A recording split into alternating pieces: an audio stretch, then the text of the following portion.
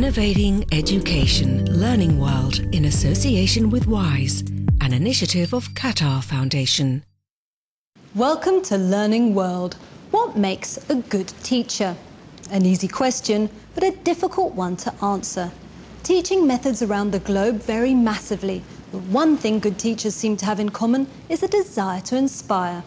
In this edition of Learning World, we'll be looking at the different means available to teachers to spark enthusiasm and draw their pupils into learning. And we begin in the United Kingdom and a TV project set up to enable professionals to watch videos of each other in order to get ideas for their own classrooms. Teachers TV has filmed in some 5,000 educative centres in the UK, and it's a success story that's now spreading to other countries. We're at Charters School in Sunningdale, a village in the English county of Berkshire, west of London. It may not seem like it, but a geography lesson is underway in this classroom. Thousands of eyes will see this class on the internet, as programme producer and director Peter Curran explains. This programme is part of a series called Great Lesson Ideas, in which particularly good teachers illustrate very, very good lesson ideas and exercises so that newly qualified teachers can watch the programme and pick up some very good tips on how to improve their teaching methods. When Teachers TV first contacted the school regarding filming, the initial reaction of the teachers was one of surprise that their teaching methods might be of interest and a little apprehension. Well, the first priority is teaching the children, so for me it was more about actually working with the children and making sure they were learning and they were getting something worthwhile out of the time that they're in the class. And having the camera in there was perhaps a bit of distraction at times, but after a while you just get used to it being there following you around and you get on and teach the children like you should be. Teachers TV is literally an eye, it's a view into the classroom, and so you can see how things are actually happening. And if you miss something you can rewind and you can play it again, so you can watch a programme over and over again. At the Teachers TV headquarters in central London, where the programmes are edited, one of the founders of the project, Andrew Bethel, explains how it all came about. The idea came from our government, and they decided they wanted to use digital television as a way of sharing good practice that's going on in their schools across the country. So the challenge for us was to create a type of television that nobody had really seen before, which was to make education, what was happening in schools, sexy, interesting and engaging, but also really, really useful, because it was helping teachers to see what was happening in other teachers' classrooms. Teachers TV has been using digital television to share good practices since 2005 in the UK. Now the concept's being exported around the world, from the US to Thailand. We're going to stay in the UK for our next report, where we meet Tim Rylands, an education specialist who's been exploring the potential of digital technologies to boost children's creativity and confidence in learning. Tim Rylands is a primary school teacher turned education consultant who's fascinated by the creative potential of computers.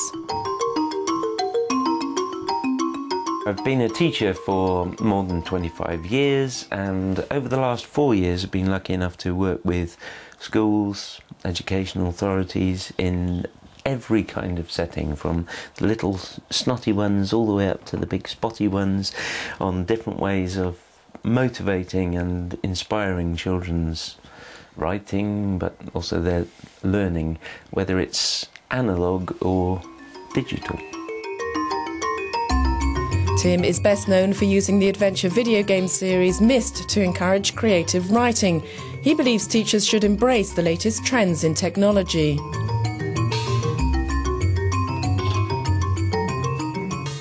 As teachers, I think it's our job to keep up with the technologies that children use at home. Otherwise, I think the environments they're going to enter when they come to school will be perhaps stagnant in comparison to what they're experiencing at home.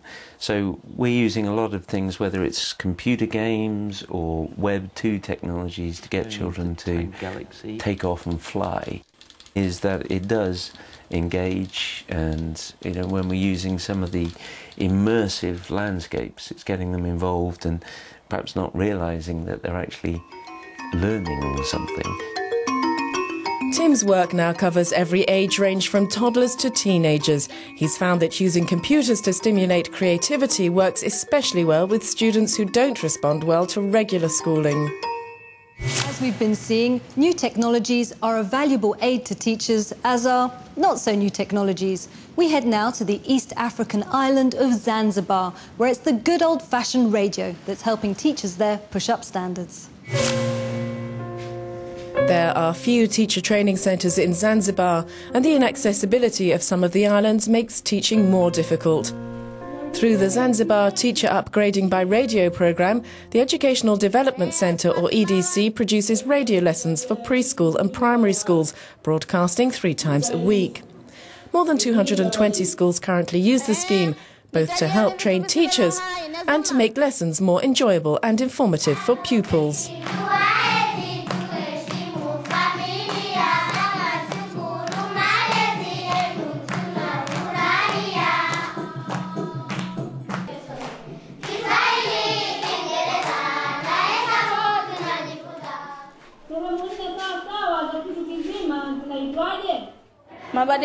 I think that one of the improvements is that the children enjoy the lessons more.